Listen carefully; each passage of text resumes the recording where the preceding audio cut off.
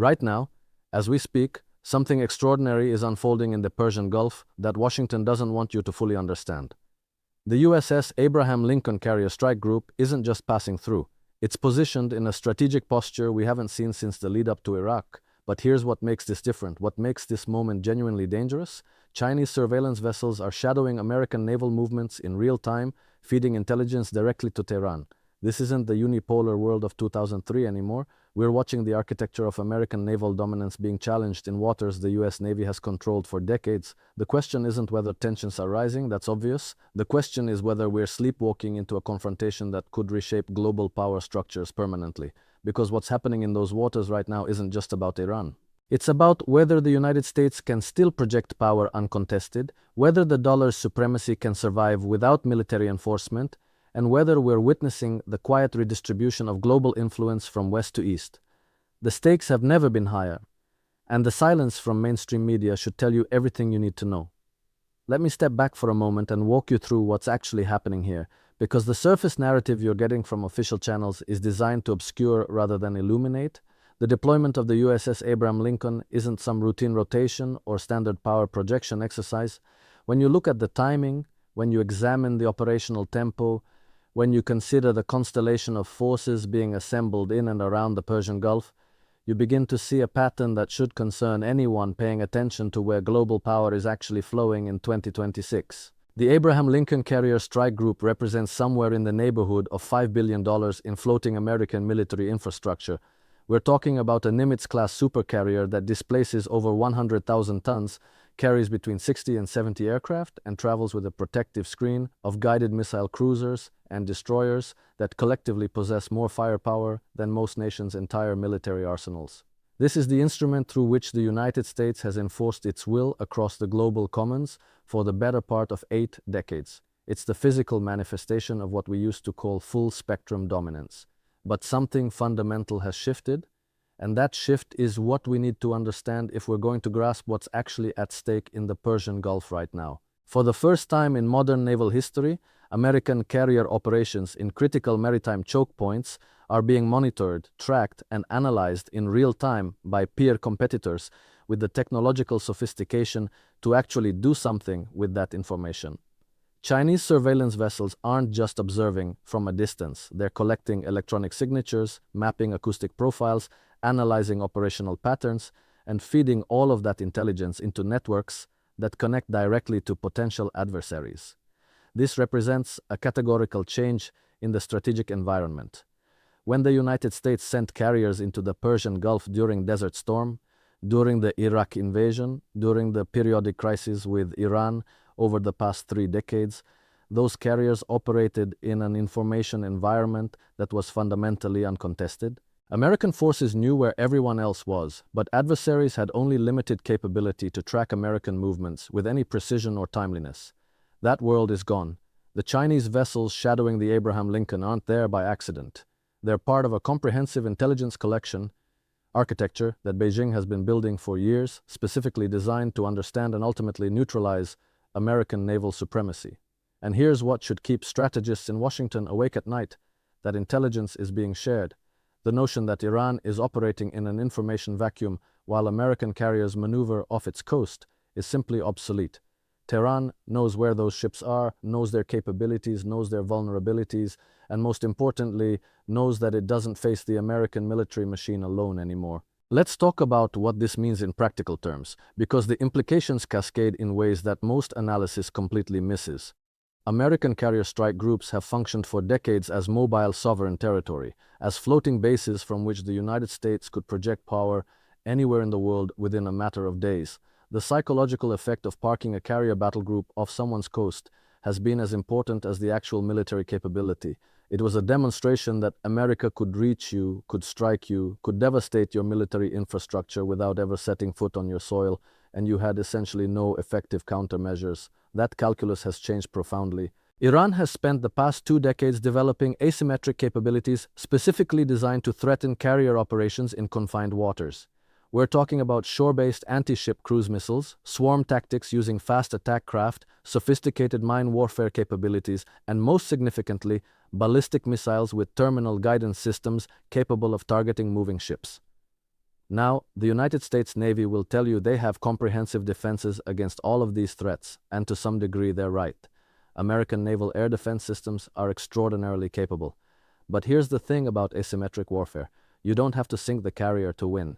You just have to demonstrate that the carrier is vulnerable, that American naval power isn't the unassailable force it once was, that the emperor's most impressive clothes can in fact be torn. If Iran, with Chinese intelligence support, managed to land even a single missile on an American carrier, even if it didn't sink the ship, even if casualties were limited, the psychological and strategic reverberations would be extraordinary. The aura of invincibility that has surrounded American carrier operations since World War II would be shattered. Insurance rates for commercial shipping would skyrocket. Allies would begin quietly reassessing their strategic commitments. The dollar's role as the global reserve currency, which ultimately rests on perceptions of American power and stability, would face questions that right now seem almost unthinkable in mainstream discourse. And this brings us to the deeper game being played here, the one that almost never gets discussed in conventional media coverage. The Persian Gulf isn't just about Iran. It's about energy flows, yes, but more fundamentally, it's about the petrodollar system that has underwritten American economic hegemony since the 1970s. When Nixon closed the gold window in 1971, when the Bretton Woods system collapsed, the United States needed a new anchor for the dollar's global dominance. That anchor became oil. Through a series of agreements, most notably with Saudi Arabia, the United States ensured that oil, the most critical commodity in the global economy, would be priced and traded primarily in dollars. This created automatic demand for dollars worldwide, allowed the United States to run persistent trade deficits without traditional consequences, and essentially gave Washington the ability to export its inflation to the rest of the world. But that system requires enforcement. It requires the credible threat that anyone who tries to circumvent the dollar-denominated oil trade will face consequences, potentially military consequences. American naval dominance in the Persian Gulf has been the enforcement mechanism. It's been the unspoken threat underlying the entire architecture of dollar hegemony. What we're watching now is the early stages of that enforcement mechanism being contested in ways it never has been before.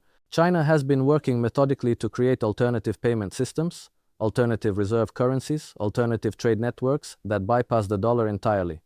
The Belt and Road Initiative isn't just about infrastructure.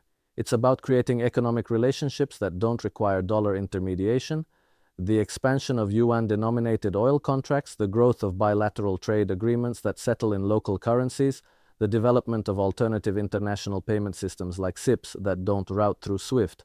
All of this represents a direct challenge to the financial architecture that has sustained American global primacy for half a century. Iran sits at the intersection of all these trends. It's been forced by American sanctions to develop economic relationships that operate outside the dollar system. It's become a critical partner for China, supplying energy that doesn't flow through dollar-denominated markets. It's aligned itself with Russia, another nation that has been systematically decoupling from Western financial infrastructure, and it sits astride one of the most critical maritime choke points in the world, the Strait of Hormuz, through which roughly 20% of global oil supply still flows. So when you see the Abraham Lincoln positioned in the Persian Gulf, when you see the increased operational tempo, when you see the quiet deployment of additional assets to the region, what you're really seeing is Washington attempting to reassert control over a system that's slipping away. The problem is that reassertion is becoming exponentially more difficult and dangerous as the multipolar world consolidates. The tools that worked in a unipolar environment don't work the same way when peer competitors are actively supporting your adversaries with intelligence, with economic lifelines, with diplomatic cover. And here's where the situation becomes genuinely precarious. The United States has a history of responding to declining hegemony with military action. When soft power erodes, when economic leverage diminishes, when the international system stops operating according to Washington's preferences, there's a documented pattern of American policymakers reaching for the military instrument. Iraq in 2003 can be understood in this context, not just about oil, but about reasserting dominance in a region where American influence was being questioned. Libya in 2011, the ongoing involvement in Syria, the periodic threats against Iran itself, all of these fit a pattern of using military force to shore up a declining position in the global order. But there's a dangerous feedback loop at work here. Each use of military force, each attempt to coerce compliance, each deployment of carrier strike groups to intimidate adversaries who are no longer as easily intimidated, it accelerates the very trend Washington is trying to reverse. Other nations see American military action as confirming their worst fears about Washington's intentions, which drives them further into alternative arrangements, into closer partnerships with China and Russia, into more determined efforts to escape dollar hegemony. The more aggressively the United States acts to preserve its position, the more urgently other nations work to escape American dominance. China's surveillance presence in the Persian Gulf should be understood as part of this larger dynamic. Beijing isn't just collecting intelligence for Iran's benefit, it's demonstrating to the entire world that American naval movements are no longer opaque, that the United States no longer operates in an information environment it controls completely. It's signaling to potential partners across the global south that alignment with China brings tangible benefits, including protection from American coercion. And perhaps most importantly, it's gathering the operational intelligence necessary to contest American naval dominance should that contest ever become necessary. Now, I want to be clear about something because this often gets misconstrued, pointing out that American hegemony is being challenged, that the unipolar moment is ending, that we're transitioning to a genuinely multipolar world. This isn't anti-American, and it isn't even necessarily a bad thing. Hegemony is exhausting, it's expensive, it's corrupting. The maintenance of global empire has hollowed out the American middle class, has militarized American foreign policy to a grotesque degree, has created a national security state that operates largely beyond democratic accountability. Many of the problems that ordinary Americans face, crumbling infrastructure, declining life expectancy, educational stagnation, these are directly related to the resources and attention devoted to maintaining global dominance. But the transition away from hegemony is where the danger lies. Declining hegemons don't go quietly. They don't gracefully accept a diminished role in international affairs. The history of great power transitions is largely a history of catastrophic wars. When Spain's empire declined, when Britain's empire declined, when any dominant power has faced the prospect of being replaced or even equaled, the temptation to use military force to arrest that decline has proven nearly irresistible. And in the nuclear age, with the weapons we now possess, with the destructive power that can be unleashed in minutes, the stakes of getting this transition wrong are almost incomprehensibly high. So what happens next? That's the question that should be occupying anyone who cares about global stability, about peace, about whether we navigate this transition successfully or catastrophically. The presence of the Abraham Lincoln in the Persian Gulf, shadowed by Chinese surveillance vessels, with Iran possessing increasingly sophisticated capabilities to threaten American naval assets, this is a powder keg. All it takes is a miscalculation, an accident, an overeager commander, a misinterpreted radar contact, and you could have an incident that spirals in ways nobody intended. Imagine a scenario where an Iranian fast attack craft gets too close to the carrier strike group and doesn't respond quickly enough to warning signals. American forces, operating under rules of engagement designed to protect high-value assets, engage and sink the Iranian vessel. Iran, facing domestic political pressure, retaliates with missile strikes against American positions. The United States responds with airstrikes against Iranian military infrastructure. Suddenly you have a shooting war in the Persian Gulf, with China providing intelligence to Iran, with Russia potentially providing diplomatic cover or even material support, with oil prices spiking to levels that crash the global economy, with the very real possibility of escalation to a broader regional conflict. And here's the most chilling part. There are factions within the American national security establishment that might welcome such a conflict, not because they're evil or crazy, but because they genuinely believe that a decisive military confrontation now, while the United States still possesses overwhelming conventional superiority, is preferable to allowing China and its partners to continue eroding American dominance gradually. This is the logic that has driven preventive wars throughout history, and it's a logic that becomes more appealing to declining powers the more their position deteriorates. The problem with this thinking beyond the obvious moral catastrophe of deliberately starting wars is that it fundamentally misunderstands the nature of power in the 21st century. Military dominance is no longer sufficient to maintain global primacy. Even a successful war against Iran, even the destruction of Iranian military capabilities, even regime change in Tehran, it wouldn't arrest the decline of American hegemony. It would accelerate it. It would confirm to every nation on earth that the United States is a dangerous, unstable actor that uses military force whenever its position is questioned. It would drive more nations into arrangements with China and Russia at an even faster pace. It would spike energy prices in ways that devastate American consumers and European allies. It would strain the dollar system rather than shore it up.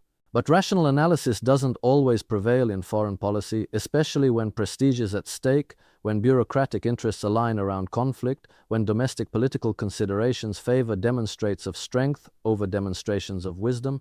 The machinery of American power has tremendous momentum behind it, and that machinery is designed to generate military solutions to problems that might be better addressed through diplomacy, through acceptance of a genuinely multipolar world, through the construction of new international arrangements that reflect current power distributions rather than the power distributions of 1991. What we're witnessing in the Persian Gulf right now is more than a regional crisis. It's a stress test of whether the international system can accommodate the transition from American unipolarity to multipolarity without catastrophic conflict.